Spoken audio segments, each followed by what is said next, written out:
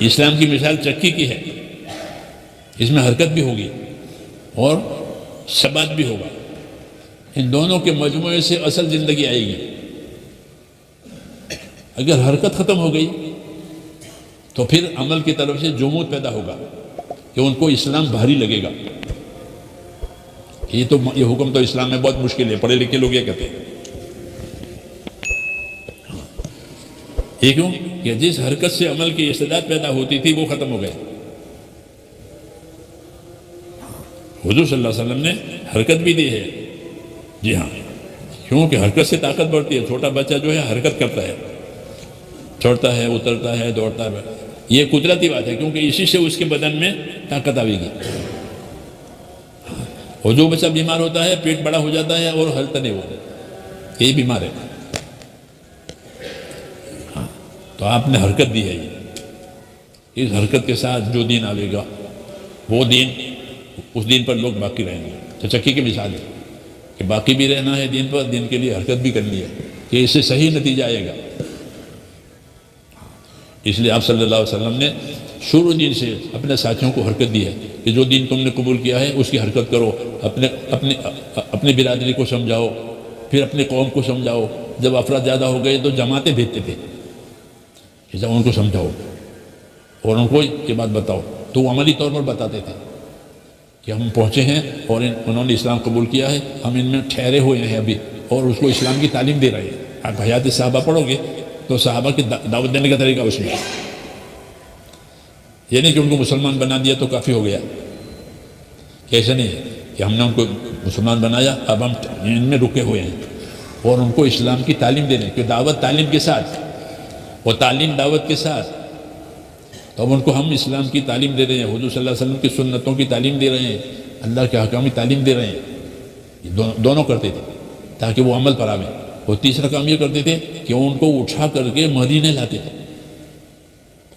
حضور فرماتے ہیں ان کو مدینے لے آؤ تاکہ وہ یہاں کا پورا ماحول دیکھیں اور یہاں والوں کی صحبت ان کو ملے، اس سے پھر وہ پکے ہو جاتے تھے۔ یہ طریقہ ہے۔ اس لیے علم کو حرکت کے ساتھ جوڑا، نماز کو بھی حرکت کے ساتھ جوڑا، ہر چیز کو حرکت کے ساتھ جوڑا کہ نماز بھی پڑھو، نماز کی حرکت کرو، جی ہاں، ہر چیز، اور پھر نماز پر باقی بھی رہو۔ تو دین میں حرکت بھی ہے اور سکون بھی ہے، یعنی جماؤ بھی ہے، اور یہ دونوں پیدا ہے۔ اگر حرکت نہیں ہوئی تو کام آدھا ہوگا، نہیں ہوگا، پھر رفتے رفتے وہ بات ختم ہو جائے گی۔ اس لیے دین کے لیے دینی حرکت، جیسے تاجر کے لیے تجارت کی حرکت، وہ اپنی تجارت کے لیے متحرک ہوتا ہے، جی ہاں، لوگوں کو ترغیب بھی دیتا ہے۔ تقاضا تجارت کا ہوا تو جاپان جاتا ہے۔ جاپان کیوں گئے؟ مراد آباد کا ایک ساتھی ملا کہ جاپان گیا، تو میں کیوں؟ کہ تجارت کا تقاضا تھا۔ ہاں، ہو جاتے ہیں، ہو جانا چاہیے، نہیں تو تجارت کیا چلے گی؟ تو تجارت کے تقاضے پر جاپان جایا جا سکتا ہے، ہاں، علاج کے تقاضے پر بھی دوسری جگہ جایا جا سکتا ہے۔ زندگی کے تقاضے ہیں تو دین کہہ کہ دین کے تقاضے پر بھی جاؤ، یا سیکھنے کے لیے جاؤ یا سکھانے کے لیے جاؤ، ہاں، علم پڑھنے کے لیے بھی جاؤ۔ اگر تمہارے یہاں نہیں ہے تو باہر جا کے پڑھو اور سیکھو، اور دعوت دینے کے لیے بھی جاؤ، جس تجارت کے لیے جاتے ہیں، علاج کے لیے جاتے ہیں، شادیوں کے لیے جاتے ہیں لوگ، ہاں، فلاں ملک میں کیوں کہ وہاں میری شادی ہے، تو وہاں جا کے شادی کریں گے، شادی کے تقاضے پر گئے تھے۔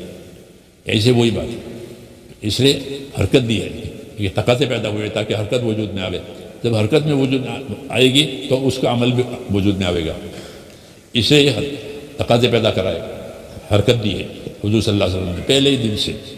یہ نہیں کہ بھئی کھا پی کے اللہ اللہ کرو، ایسا نہیں ہے، کھا پی کے کوئی اللہ اللہ نہیں کرتا، کھا پی کر اللہ کو بھول جاتے ہیں۔ اس لیے کھاؤ بھی پیو بھی، لیکن اپنے دین کے لیے، کہ اپنے دین کے لیے حرکت کرو، اپنے دین کے لیے محنت کرو تاکہ تمہاری فضا بنے۔ جس کی محنت کرو گے وہ اس کی فضا بنے گی، اس کا ماحول بنے گا، اس ماحول میں عمل کرنا آسان ہو جائے گا۔ ماحول نہیں ہے تو عمل کرنا بھاری پڑے گا۔ ہاں، تو محنت ہوگی تو پہلے عبادت کا دین زندہ ہوگا، کہ لوگوں کو نماز پڑھنا، روزے رکھنا، یہ کام آسان ہو جائیں گے، ارکان۔ اس لیے 5 عمل کی فضائل لکھے، کلمہ کے، نماز، روزہ، زکوٰۃ اور حج، یہ فضائل اعمال، یہ 5 ارکان اسلام، اس کے فضائل، کیونکہ سب سے پہلے یہ دین ضروری ہے۔ یہ دین ضروری ہے کہ اس کی فضیلتیں سنو، اس کے لیے حرکت کرو، اس کی دعوت دو، لوگوں میں طلب پیدا کراؤ۔ چنانچہ وہ ہوا تو عبادت کا دین وجود میں آیا، اور محنت ہوگی تو باقی دین بھی وجود میں آئے گا، یعنی لوگوں میں اس دین پر چلنے کی طاقت پیدا ہوگی دھیرے دھیرے۔ ہاں، اس لیے اپنے دین کو، اپنے علم کو حرکت میں لانا ہے، تاکہ ہمارے اندر بھی اس کے عمل کا تقاضا پیدا ہو اور لوگوں میں بھی تقاضا پیدا ہو کہ لوگوں کو اپنے اخلاق سے اس علم پر لانا ہے، لوگوں کو اس کے فضائل سے اس دین پر لانا ہے۔ تو دعوت میں دونوں باتیں، دعوت میں آپ کے اخلاق بھی ظاہر ہوں گے، لوگوں کے ساتھ صبر کرنا پڑے گا، تحمل کرنا پڑے گا، لوگوں کی دلداری کرنی پڑے گی، اپنا جان مال لگانا پڑے گا۔ اخلاق کا مظاہرہ اور اخلاق برتنے کے موقع اس دعوت میں شامل ہے، اور فضائل کے سنانے کے، فضائل کی تبلیغ، یہ بھی اس موقع پہ ہے، اس میں موقع ملے گا۔ اس لیے میرے دوستو یہ ترتیب ہے کہ اپنے علم کو دنیا میں زندہ کرنے کے لیے یہ بہت آسان طریقہ ہے کہ اگر باپ کے سمجھ میں تبلیغ آئی اور باپ پڑھا ہوا نہیں تھا تو اپنے بیٹوں کو پڑھائے گا۔ یہ ہو رہا ہے کہ بھائی ہم تو ایسے رہے، لیکن ہماری اولاد حافظ بنے، قاری بنے، عالم بنے۔ ہاں، کیوں؟ انہیں طلب آئی ہے کہ ہمارا موقع نکل گیا، عمر نکل گئی، لیکن ہماری اولاد، یہی اصل ہے کہ اپنی طلب سے اپنے دین پر آوے، اپنی رغبت سے اپنے دین پر آوے۔ کوئی کہنے نہیں جاتا، وہ اپنے بچوں کو حافظ بناتے ہیں، اپنے بچوں کو عالم بناتے ہیں۔ ہاں، وہ اس وجہ سے کہ کوئی بات سمجھ میں آئی ہے۔ اس لیے میرے دو یہ بات کہی جاتی ہے کہ علم میں سکون بھی ہے، علم میں حرکت بھی ہے۔ سکون کے موقع پر سکون سے علم کو پڑھو اور پڑھاؤ، اور جب حرکت کا موقع آوے تو حرکت بھی کرو، تاکہ کیونکہ طلب والے تھوڑے ہوتے ہیں، بے طلب زیادہ ہوتے ہیں۔ طلبہ تو تھوڑے ہوتے ہیں نا جو طلب لے کر آتے ہیں، وہ سینکڑوں کی تعداد میں، اور جن میں طلب نہیں ہے وہ تو ہزاروں ہیں۔ طلبہ کتنے ہوتے ہیں؟ وہ تو سینکڑوں کی تعداد میں ہوتے ہیں، اور جو بے طلب لوگ ہیں وہ تو لاکھوں ہیں۔ تو ہمیشہ طلب والے تھوڑے ہوتے ہیں، تو ان تھوڑوں کو زیادہ بنانے کا یہ راستہ ہے کہ اب حرکت کرو اس علم کے لیے، تاکہ وہ بے طلبوں میں طلب آوے، پھر وہ سیکھیں گے یا اپنے اولاد کو سکھائیں گے۔ چنانچہ اب اس محنت کی وجہ سے آپ خوب کتنے مدارس، کتنے معاہد، کتنے دارالعلوم، سب چیزوں کو پانی ملا ہے۔ اس لیے مولانا فرماتے تھے کہ ہماری اس محنت، یہ بنیادی محنت ہے، اس سے تمام شعبوں کو پانی ملے گا، مسجدیں، مدرسے، ہر شعبے کو پانی ملے گا۔ کیوں؟ لوگوں میں استعداد پیدا ہوگی، ہمیں سمجھ میں آئے گی۔ اس لیے یہ طریقہ ہے کہ ایک وقت سکون کے ساتھ پڑھیں، پڑھاویں، سیکھیں، سکھاویں، دوسرے وقت میں حرکت کریں، تاکہ بے طلبوں میں بھی دین آوے، فضائل کے راستے سے، اپنے اخلاق کے راستے سے، کہ اپنی جان مان لگا کر کے ان کو دین پر لاویں گے، اخلاق کے ساتھ اور فضائل کے ساتھ، جی ہاں، محبت کے ساتھ، تو پھر بے طلبوں میں دین آوے گا۔ یہ دعوت ہے کہ بے طلبوں میں طلب پیدا ہو گئی کہ ہاں یہ دعوت کامیاب ہو گئی، آج یہی میں۔ اس لیے اس کام کے لیے کہتے ہیں اس کا وقت فارغ کرو، اور وقت فارغ کر کے پھر مشورے سے علاقوں میں پھرو، اور لوگوں کی بے دینی پر رحم کھا کر کے ان کو فضائل بتا کر کے دین پر لاؤ۔ سب سے پہلے نماز پر لاؤ، پھر نماز کے ذریعے سے آگے راہ کھلے گی۔ ہاں، مولانا جیسا کہیں کہ نماز اصل ہے، جتنی نماز کی مضبوطی اتنی دینداری کی مضبوطی۔ اور مثال دیتے تھے، یہ ستون کے دیکھو، یہ پلر تمہاری مسجد کے، یہ عماد، اس کو عماد کہتے ہیں۔ فرمایا عماد میں جتنی مضبوطی عماد کی، تصور کرو اوپر اتنی مضبوط عمارت ہے۔ اس لیے کسی مضبوط عمارت کو کھڑا کرنے کے لیے اس کے عماد اتنے ہوتے ہیں۔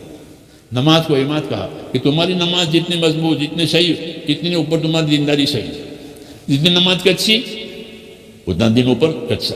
کہ نماز کی رکنیت کا یہ مطلب یہ فرماتے تھے کہ اپنی نماز کو پکی بناؤ، صحیح بناؤ، پھر اوپر دینداری خود بخود صحیح ہو جائے گی، یعنی اوپر دین پر چلنے کی طاقت پیدا ہو جائے گی۔ جیسے یہ حمایت کا مطلب سمجھاتے تھے۔ اس لیے کلمہ نماز کے ذریعے سے کام شروع ہوا۔ کلمے کا یقین، نماز کا عمل، کلمے کا یقین، نماز کا عمل، اس سے کوئی اختلاف نہیں کرے گا، کوئی نہیں کرے گا کہ بھائی مسلمان ہو، نماز پڑھنے کے لیے آؤ۔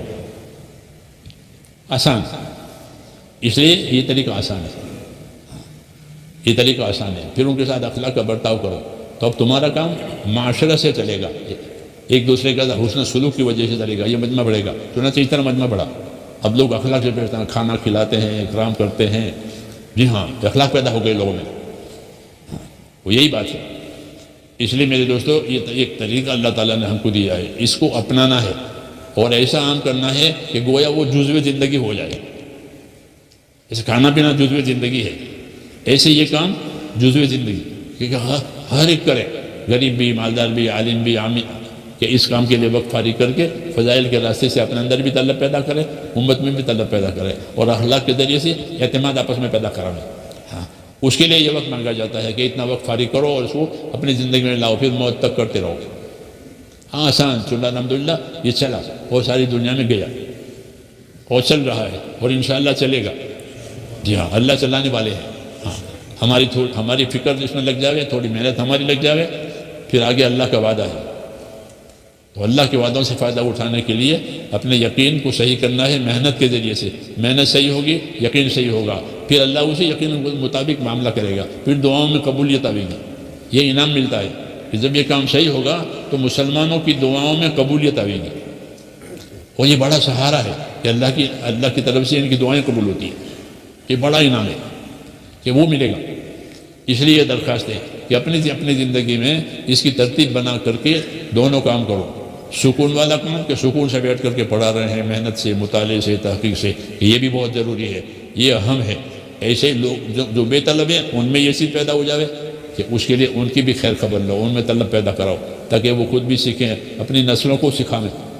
جی ہاں، الحمدللہ اس کے اثرات ظاہر ہو گئے. اب ہمت کر کے آپ حضرات سے درخواست ہے کہ اپنے آپ کو پیش کریں.